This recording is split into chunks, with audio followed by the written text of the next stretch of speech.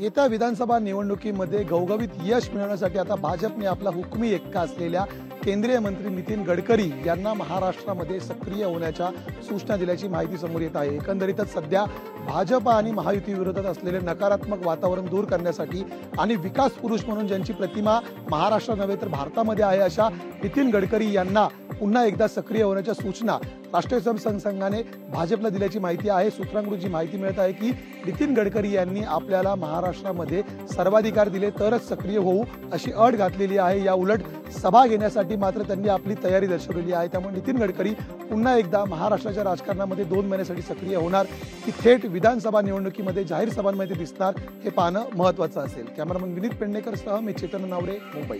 आगामी विधानसभा निवडणुकीमध्ये काँग्रेस पक्षाने A+ ग्रेड असलेल्या जागा वर्गवारी करण्यात आली आणि त्यामध्ये जवळपास काँग्रेस पक्षाने 12 जागेंवर आपले उमेदवार निश्चित केले असल्याची माहिती सूत्रांकडून दिली। एकंदरीत काल झालेल्या स्क्रीनिंग कमिटीमध्ये काँग्रेस पक्षाने आपल्या 12 उमेदवार निश्चित केले आहे। त्यामुळे आगामी विधानसभा निवडणुकीमध्ये काँग्रेस पक्ष 12 जागा सोडून इतर जागेवर महाविकास आघाडीसोबत चर्चा करणार आहेत। मात्र ह्या ज्या 12 जागा आहेत त्या काँग्रेस पक्ष आपल्या गोठवल्या असून काँग्रेस पक्ष जास्तीत जास्त जागा मिळवण्याचा प्रयत्न करत आहे आणि लोकसभा निवडणुकीप्रमाणे विधानसभा निवडणुकीमध्येही काँग्रेस पक्ष आपली शक्ती वाढवण्याचा प्रयत्न करत आहे। आगामी विधानसभा निवडणुकीमध्ये तिन्ही पक्षांना सोबत घेण्याचा मानस काँग्रेस पक्षाचा आहे, परंतु आपली शक्ती वाढवण्याचा प्रयत्न काँग्रेस पक्षाकडून असल्याने आता 12 जागा सोडून इतर जागेवर स्क्रीनिंग कमिटी होणार असल्याची माहिती सूत्रांकडून मिळते। व्हिडिओ जर्नलिस्ट विनीत पेडणेकरसह विनोद राठोड, लोकशाही मराठी, मुंबई। राष्ट्रवादी काँग्रेस एसटी गटाचे प्रमुख शरद पवार आज दिल्लीला रवाना झाले आहेत। उद्या शरद पवार यांच्या सुरक्षेबाबत एक रिव्ह्यू दिल्लीमध्ये महत्त्वाची बैठक पार पडणार आहे। केंद्रीय गृह मंत्रालयाअंतर्गत येणारे काही महत्त्वाचे अधिकारी शरद पवार यांच्या सुरक्षेबाबत शरद पवार यांच्याशी चर्चा करून आढावा घेणार आहेत। काही दिवसापूर्वी मुंबईमध्ये पत्रकारांशी बोलताना शरद पवार यांनी अशी टिप्पणी केली होती की कदाचित केंद्राला माझ्याबद्दल काही माहिती हवी असेल म्हणून सुरक्षेबाबत केंद्र मला विचारणा करत असेल। मात्र शरद पवार यांना सुरक्षा पुरवण्यात आली आहे। मात्र शरद पवार यांनी अद्याप ही सुरक्षा स्वीकारली नाही। त्यानंतर महाराष्ट्र पोलिसांनी सध्या शरद पवार यांच्या दिल्ली दौऱ्यासाठी सुरक्षा पुरवली आहे। त्यामुळे पाहणं महत्त्वाचं ठरणार आहे उद्याच्या बैठकीमध्ये कशा पद्धतीची एकूणच चर्चा होणार आहे। सध्या जर पाहायला गेलं तर केंद्रीय गृहमंत्री अमित शाह, मोहन भागवत आणि शरद पवार यांना एक विशेष दर्जाची केंद्र सरकारकडून सुरक्षा पुरवण्यात येत आहे। त्यामुळे पाहणं महत्त्वाचं ठरणार आहे की शरद पवार या सुरक्षेचा स्वीकार करणार का। कॅमेरामन विनीतसह मी अजय अडसूळ, लोकशाही न्यूज, मुंबई।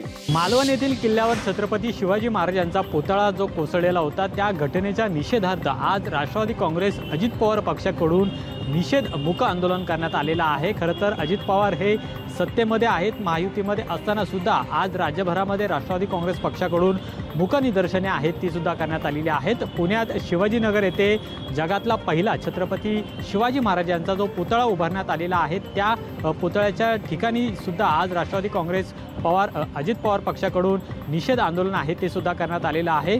पुणे शहराचे शहराध्यक्ष दीपक मानकर यांच्या नेतृत्वाखाली हे आंदोलन करण्यात आलं। यावेळी जे कॉन्ट्रॅक्टर आणि ज्यामध्ये हे शिल्पकार आहेत यांच्यावर कडक कारवाई करावी अशा पद्धतीची मागणी सुद्धा पक्षाकडून करण्यात आलेली आहे। त्यासोबत भविष्यामध्ये अशा पद्धतीच्या घटना घडू नये किंवा पुतळे उभारण्याची घाई सुद्धा करू नये अशा पद्धतीचा सल्ला आहे तो सुद्धा राष्ट्रवादी काँग्रेस पक्षाकडून आजच्या मूक निदर्शनातून सरकारला देण्यात आलेला आहे।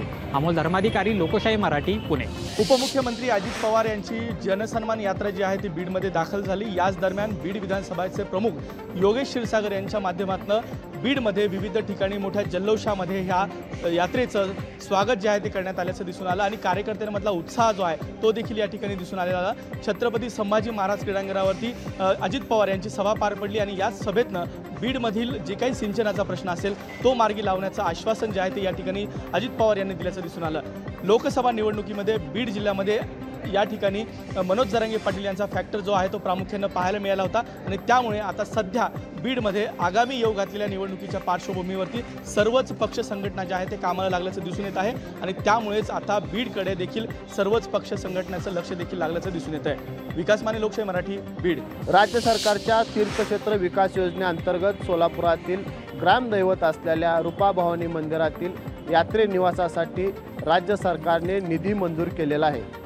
सुमारे 5 कोटी रुपये निधी जो आहे तो यात्री निवासासाठी जो आहे तो राज्य सरकारने मंजूर केलेला आहे। आमदार विजयकुमार देशमुख यांच्या पाठपुराव्यामुळे हा निधी मंजूर झाल्याची माहिती भाजपाकडून देण्यात आलेली आहे। मात्र यावरती विरोधकांनी टीका करत आम्ही पाठपुरावा केलेला आहे आणि आमच्यामुळे निधी जो आहे तो मंजूर झाल्याची माहिती विरोधकांनी यावेळी दिलेले आहे। वसीम अत्तार, लोकशाही न्यूज, सोलापूर। गेल्या 4 दिवसापासून कोल्हापूर शहराबरोबरच जिल्ह्यात मुसळधार असा पाऊस कोसळत होता। मात्र गेल्या 24 तासापासून पावसाची उघडझाप आहे ती आपल्याला पाहायला मिळते।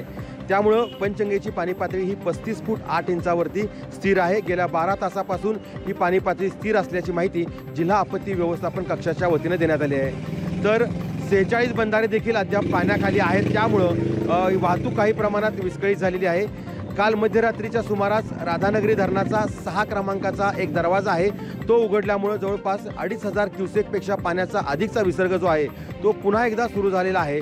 त्यामुळं काही प्रमाणात पाण्याच्या आवक वाढल्यामुळं पंचगंगेच्या नदीपात्रामध्ये खरं तर वाढ होऊ शकते। दुसरीकडे सध्या पावसाची उघडीप पाहायला मिळते। कोल्हापूर शहरात ऊन आहे ते देखील पडलेलं आहे। त्यामुळं पंचगंगेची पाणी पातळी सध्या स्थिर असल्यामुळे कोल्हापूरकरांना पुराचं संकट आहे ते आता सध्या कमी झाल्याचं जे प्रमाण आहे ते आपल्याला या ठिकाणी दिसून येतंय। सत्यजाऊनकर, लोकशाही मराठी, कोल्हापूर। मालवण येथे झालेल्या छत्रपती शिवाजी महाराज पुतळ्याच्या दुर्घटनेच्या निषेधार्थ आज राज्यभरात ठिकठिकाणी निषेध आंदोलन करण्यात आलं। या सगळ्या पार्श्वभूमीवर नाशिकमध्ये देखील आंदोलन करण्यात आली होती। यामध्ये प्रामुख्याने जर बघितलं तर ठाकरेंच्या शिवसेनेकडनं नाशिकच्या सीबीएस परिसरामध्ये असलेल्या अश्वारूढ पुतळ्याला खरं तर दुग्धाभिषेक करण्यात आला आणि यावेळी जोरदार निदर्शने करण्यात आली। राज्य सरकार विरोधात जोरदार घोषणाबाजी करण्यात आली। तर राष्ट्रवादीच्या अजित पवार गटाकडनं देखील याच पुतळ्यासमोर मूक आंदोलन करत दुःख व्यक्त करण्यात आलेलं आहे आणि मनसेकडनं देखील जोरदार पद्धतीने जे आहे ते निदर्शने करण्यात आलेले। छत्रपती शिवाजी महाराज हे संपूर्ण रयतेची अस्मिता आहे आणि त्यांच्या बाबतीत अशा घटना घडल्यानंतर राष्ट्रवादी अजित पवार गटाने तर दुःख व्यक्त केलेलं आहे। मात्र ठाकरे गट आणि मनसेने या पुतळ्याला दोषी कोण आहे, या दुर्घटनेला दोषी कोण आहे त्याला पकडून त्याच्यावर कठोर शासन करावे अशा पद्धतीची मागणी केलेली आहे। तर या पुतळ्याच्या निकृष्ट दर्जाच्या संदर्भात राज्य शासनाने एक समिती तयार करून याचा अहवाल सर्वांना सादर करावा अशी देखील मागणी काहींनी केली। त्यामुळे एकूणच राज्य सरकार आता या झालेल्या दुर्घटनेसंदर्भात काय कठोर कारवाई करतं हे पाहणं महत्त्वाचं ठरणार आहे। महेश माले, लोकशाही मराठी, नाशिक। लोकशाही मराठी, ऐका, पहा, जागरूक रहा।